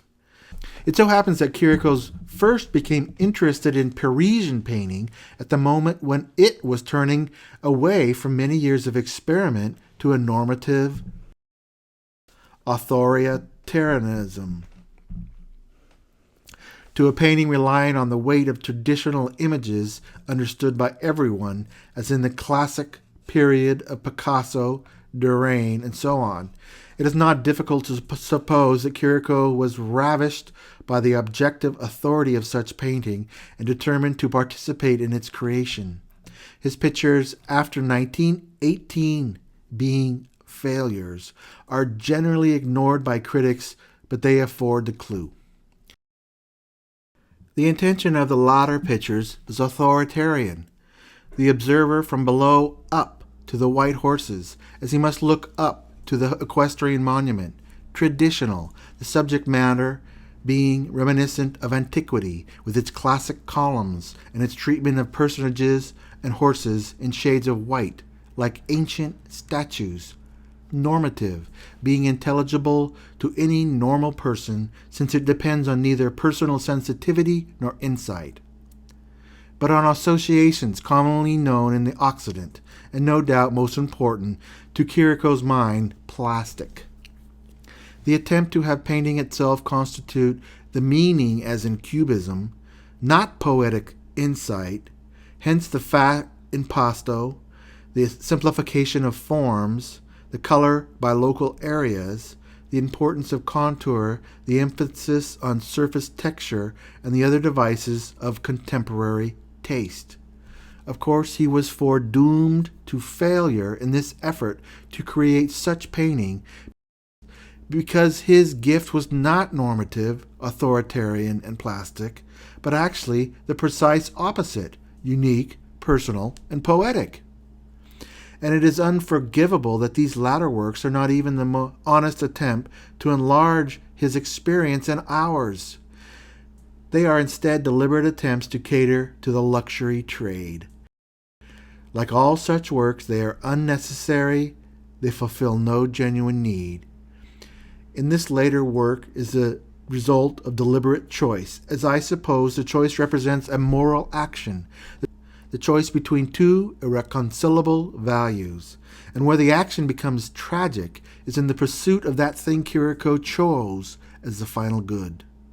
to the necessary exclusion of other goods, so that whatever value the original good may have had, and for him ends in the final evil as other goods are vanquished in the struggle. His tragic flaw reveals itself in his arrogance, his refusal in relation to his true gift to accept his limitation and admit his error. He defended himself against the bitter attack of the Surrealists in the 1920s by replying that at least he painted like the old masters. He was finally bound to dupe himself. He grew to believe the authoritarian, the petrification of his taken, plus his alliance with these states which alone could accept his later work, represent the material consequence of his action. Understood so, Chirico becomes one of the clearest examples of historic issues of our time. His sterility and that of the authoritarian state have the same origin, fear and contempt of the human. It is only just that this state has Chirico brought about his own ruin." End quote. Motherwell repeats the common Surrealist interpretation of the child's brain. In a Motherwell footnote, he prints the dream that Chirico shared with the Surrealist, and it was published in the Surrealist journal. Quote, "It is my father who thus appears in my dream, and yet when I saw him alive in the time of my childhood, nevertheless it is he. There is something far off in the whole expression of his face, something which perhaps existed when I saw him alive, and which now, after more than 20 years, strikes me full force when I see him again in a dream." End quote. An interesting dream. Nowhere does Chirico connect this dream to the painting called The Child's Brain. Chirico's dream was published by the Surrealists, and it was used to connect the child's brain. The most striking fact of the child's brain is the figure is shirtless, yet the dream has nothing about a shirtless father. It seems like this is a major characteristic that is needed to connect the dream to the painting. The dream says nothing about closed eyes, another significant difference between the dream and the painting. In fact, Chirico says in the dream, his father had a far-off whole expression of his face. I would not connect that far-off expression to the expression of the character in the child's brain. And finally, Chirico is dreaming of his father, a man with a mustache and a full beard. The man in the child's brain has a mustache and a scruff on his chin. In today's style, known as a soul patch. Compare the figure in the child's brain to the photo of Aristocratic. I believe that the Surrealists connected this published dream to the painting. They renamed the painting. Now all painters hear interpretations of their work that misses the original intention. Painters may disagree and politely listen to the viewer's original interpretation. However, in this case, The Child's Brain became a major painting tantamount to the crux of Surrealism. It was worshipped and discussed. It became a sacred Surrealist object. Yet their interpretation was incorrect. I could see how this would make Chirico laugh at the stupidity of the Surrealists. They misinterpret a painting and worship it with the incorrect meaning. His attempts at correcting them were met with hostility. The next writer with an axe who chose the easy route and hacked away at Chirico was Time magazine's Robert Hughes. Quote, "The sheer scale of his failure, if that's the word for it, is almost as fascinating as the brilliance of his early talent. Chirico's queer, starved relationship to the classic past closely resembles the way many young painters now look back on the prime energies of modern art. His post-classicism, unconsciously camp, is uncle to the pastiches of postmodernism. Of course, that does not make the late paintings much more interesting. They are still not bad enough to look good. The Pictor Optimus could only stump about like a man at a masquerade, tangled in the mantle of Titian." End quote. Robert Hughes' book, Nothing But If Not Critical, published in 1982, he continues to attack with disapproval and censure. Quote, the so-called Pittura Metaphysica lasted until about 1918. The richest sources of imagery were in Turin, where Chirico visited briefly as a young man, and Ferrara, where he lived from 1915 to 1918. Turin's towers, including the eccentric 19th century Mole Antonelliana, regularly appear in his paintings. End quote. I will interrupt Hughes here. The Mole Antonelliana is found in Turin, but it is missing from Chirico's paintings.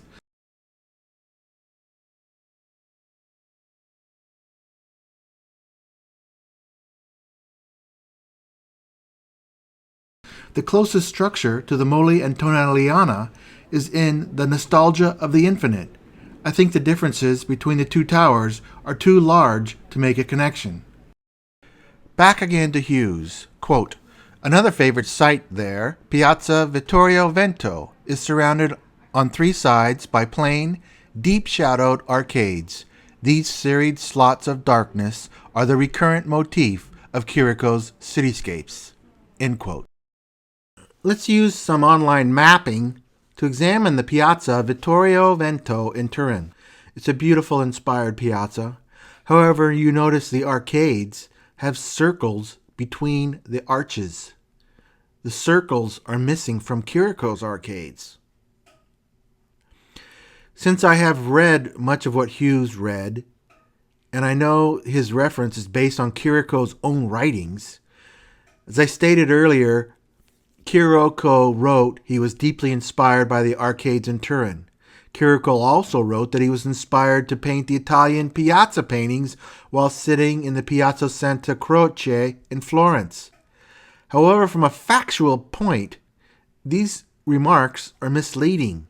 As Paolo Baldacci writes, the Chirico arcades are most closely resemble the arcades in the Hofgarten in Munich, where Chirico attended the Art Academy.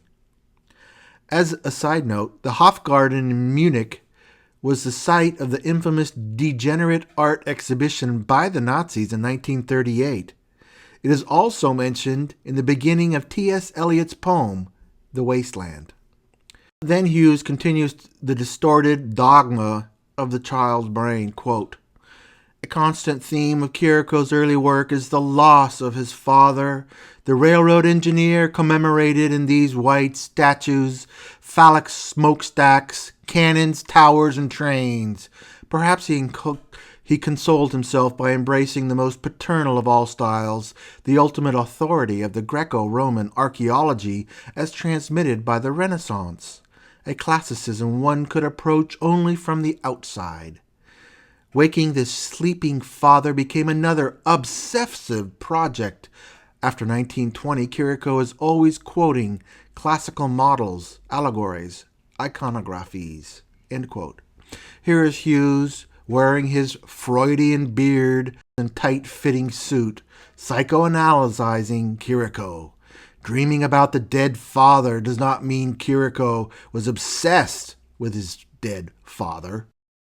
Many people dream of their dead parents.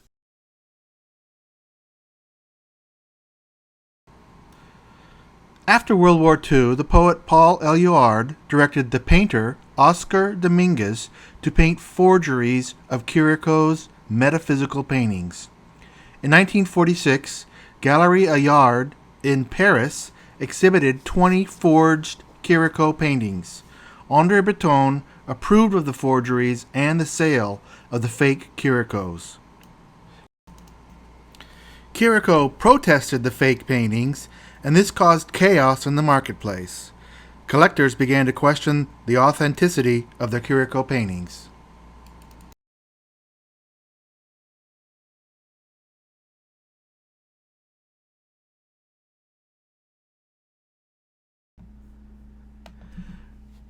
Now let's examine Chirico's defense. From the memoirs of Giorgio de Chirico. Quote, the Surrealists were such fanatics about Freudianism that when their supreme chief, André Breton, got married, he did not take the usual honeymoon to Venice or Naples, where he could dream on the bridges over the lagoons or the coasts of the Parthenopean Gulf together with his beloved, but went instead with his young wife to Vienna, not to savor romanticism of the Austrian capital, but to make personal acquaintanceship with the master of libido and the Oedipus complex." End quote. Here in his biography, he goes into detail about his experience with the Surrealists. Quote, "Soon after reaching Paris, I found strong opposition from that group of degenerates, hooligans, childish layabouts, masturbators, and spineless people who had pompously styled themselves Surrealists, and also talked about the Surrealist revolution and the Surrealist movement. This group of not very worthy individuals was led by a self-styled poet who answered to the name of André Breton, and whose aide-de-camp was another pseudo-poet called Paul Éluard, a colorless and commonplace young man with a crooked nose and a face somewhere between that of a masturbator and a mystical cretin. André Breton, therefore, was the classic type of pretentious ass and impotent Aristocratic. After the First World War, Monsieur and André Breton, together with a few Surrealists, had bought at auction sales for low prices a certain number of my paintings that I left in the studio in Montparnasse when I had gone to Italy. In order to earn their rent, which I had not succeeded in paying during the war, the owner of the studio had sold my paintings together with a little furniture that had remained there.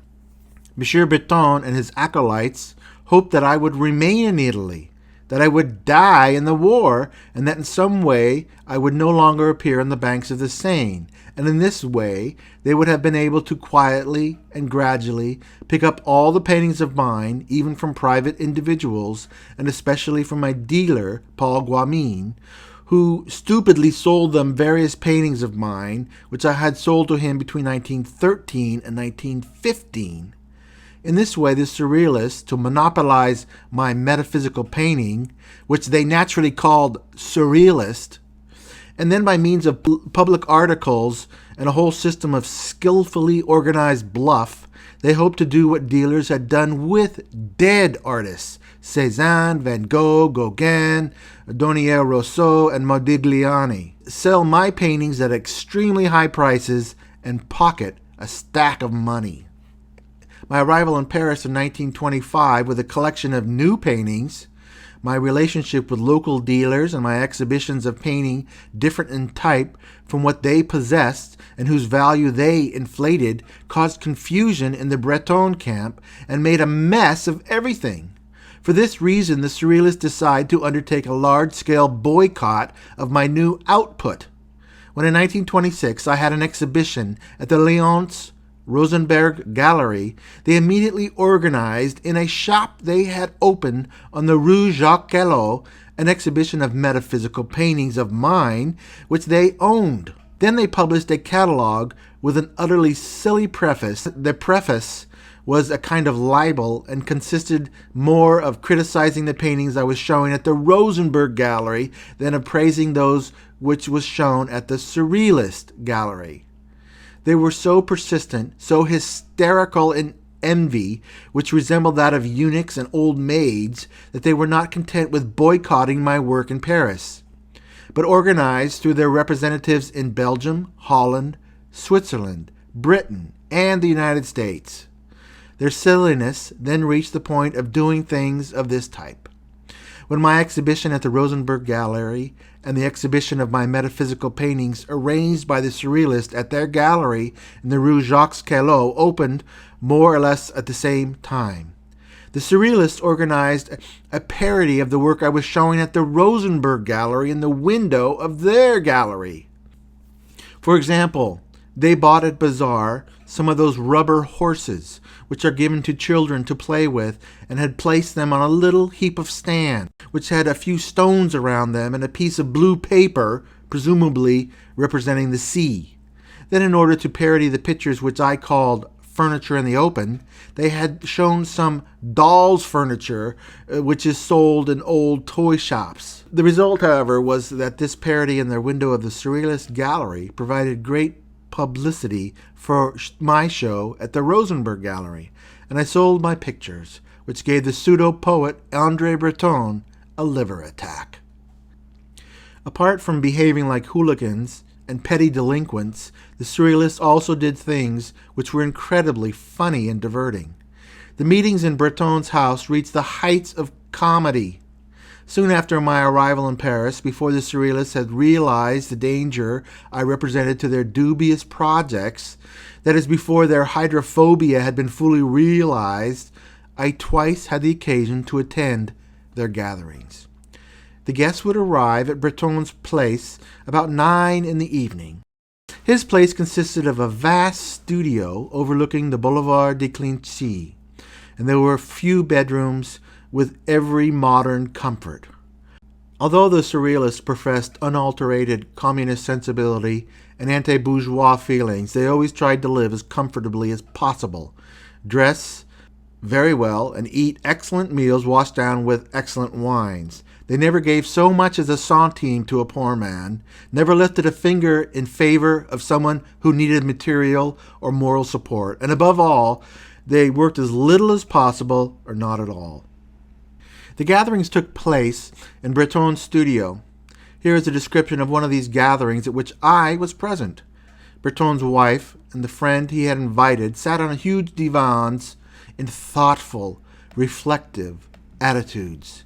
The atmosphere reminded me of Guamin Apollinaire's Saturdays, which I had attended about 10 years earlier, and it was just as much like Balistreri's famous Beethoven painting, which is shown at the Revoltella Museum in Trieste, except that on the wall at Breton's place, instead of Beethoven's Mask or Art Nouveau paintings, hung Cubist paintings by Picasso, some metaphysical pairings of mine, African masks, and paintings and drawings by some obscure Surrealist painters whom the owner of the house was trying to launch.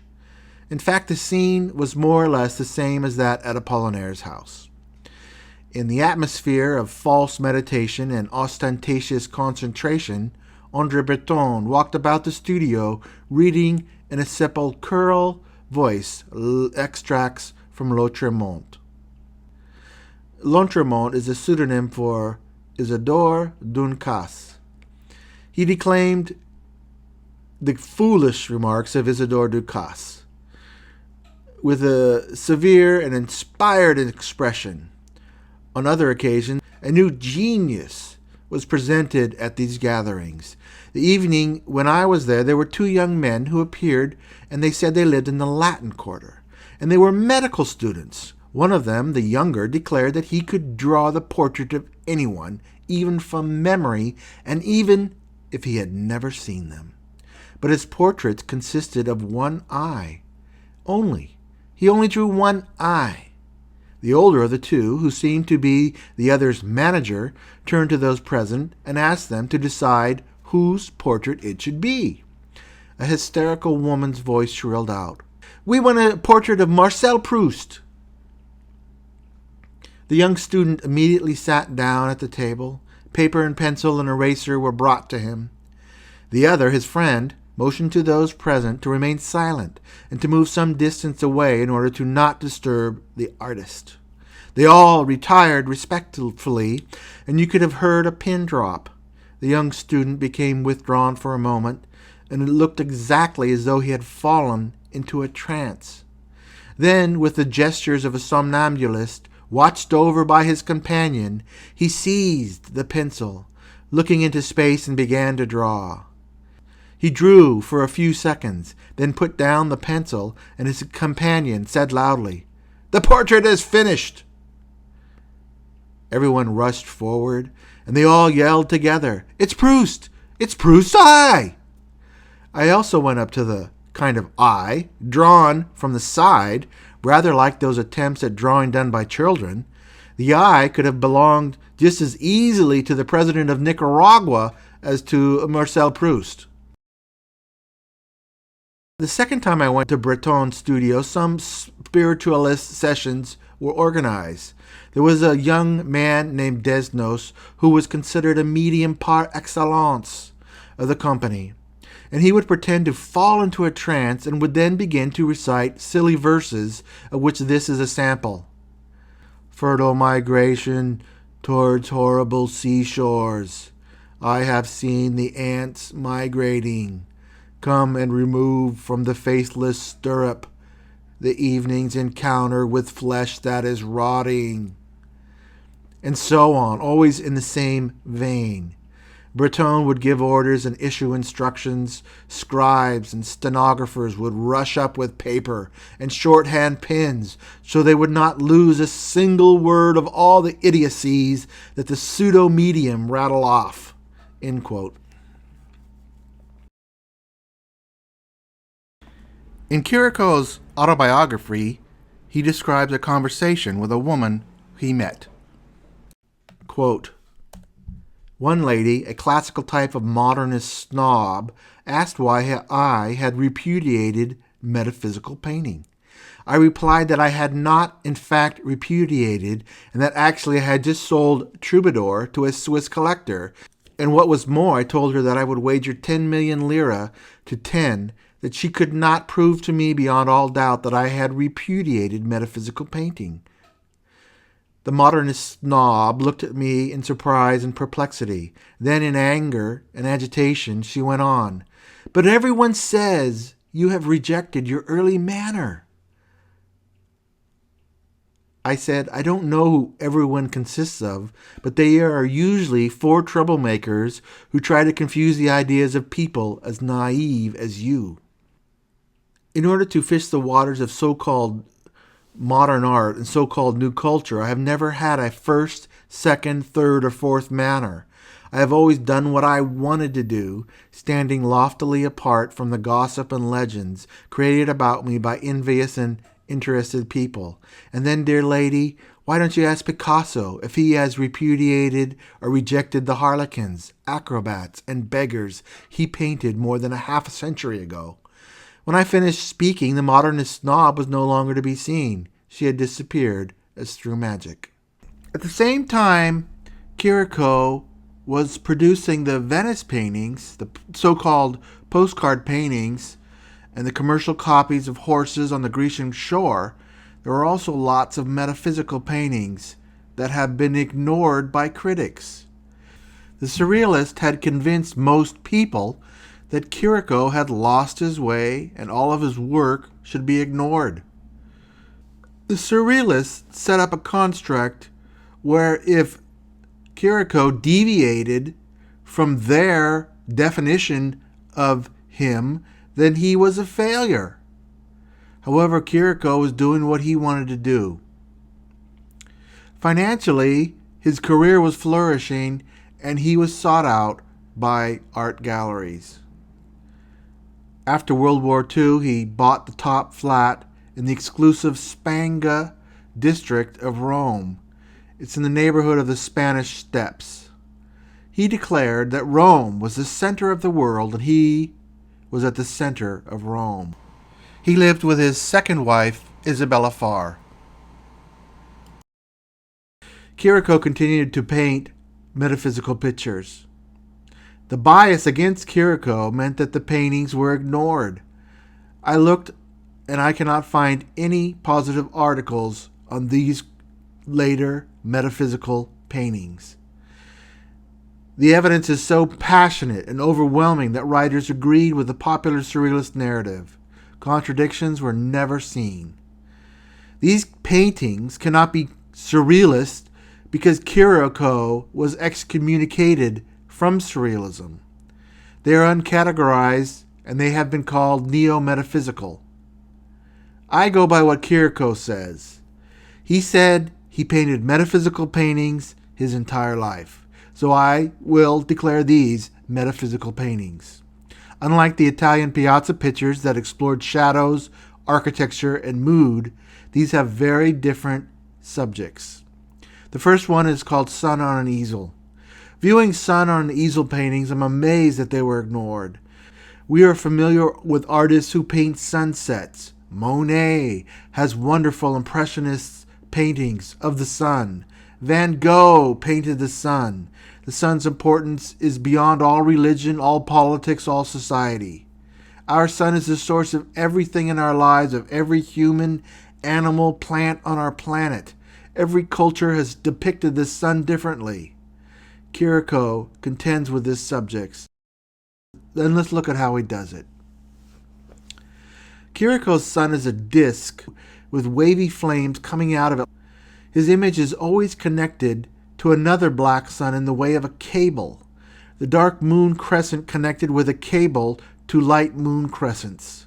The cable appears to cross enormous distances. There is a suspension of disbelief in the paintings because the sun drops below the horizon as it would if the world were flat. And here the connection to the sun in the room is secured. A completely absurd situation.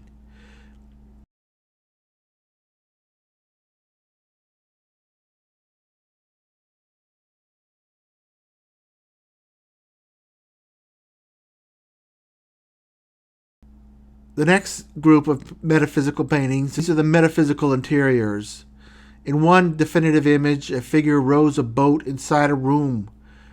One thinks of the incongruity or how the mind floats through space, suspended inside of the head, floating in a room which is the mind.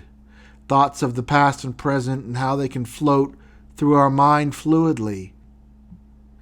The liquid quality of the mind and how the thought moves through this liquid. The next series is Furniture in the Valley. In these paintings we see a landscape with furniture displayed outside. An obvious interpretation is the contrast of the fine, delicate, man-made objects exposed to the elements of sun, wind, and rain. Chirico said that this series originated when he saw furniture on the street outside a shop in Paris. Another source may be Greece. Greece experiences many earthquakes. In Chirico's youth, after an earthquake, homeowners would place their furniture outside in case an aftershock would destroy their home.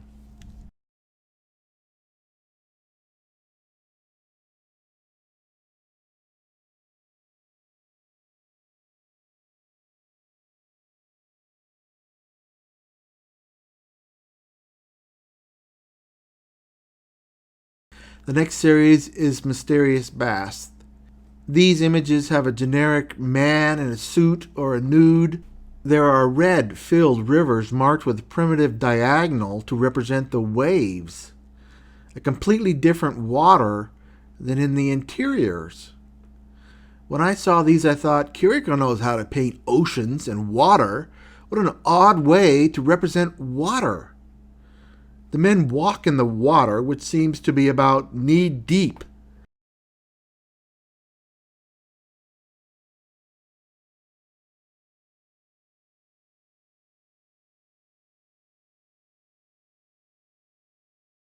The weather is tranquil. The streams weave in an unplanned wavy direction like cables in the sun pictures. There is a white border on the canals. Stilts hold up platforms where bath houses appear. These types of bath houses were common on public beaches in the early 1900s. Swimmers would use them to change from street clothes to bathing clothes. Here men in suits enter the changing room. There are stanchions with ropes connected to protect the bather from falling from the platform. I spent some time here describing each aspect of the painting. At this point, I want to reveal a part of what Chirico was thinking. Here is Chirico's answer from an interview. Marchand, quote, "What inspired the water?" Chirico, "A shiny wooden floor, because I noticed that a wooden floor, highly polished with waxed, rubbed with wax, reflects internally when one walks on it, and one has the impression of entering into it. So I got the idea of doing these baths, which were at once water and wooden floor. A polished floor reflecting light, similar to a body of water reflecting light. This explanation shows Chirico's poetic thought is absolutely personal. Chirico's brother Savinio once said that metaphysics represents a humor unique to the Chirico family. Chirico was in New York in 1938, where he fulfilled a commission from Dr. Barnes in Philadelphia. He also designed some pages for Vogue magazine. He called Manhattan skyscrapers metaphysical and painted an image combining the mysterious bathers and skyscrapers. Here's his cover for Vogue.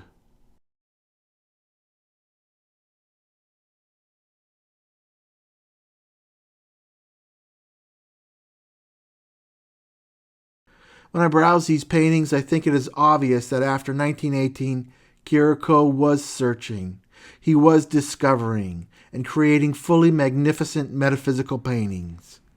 Chirico painted a series of self-portraits, some without clothes, some wearing Baroque regalia that he borrowed from an opera costume collection. He signed some paintings Pictor Optimus. Pictor Optimus means the best painter.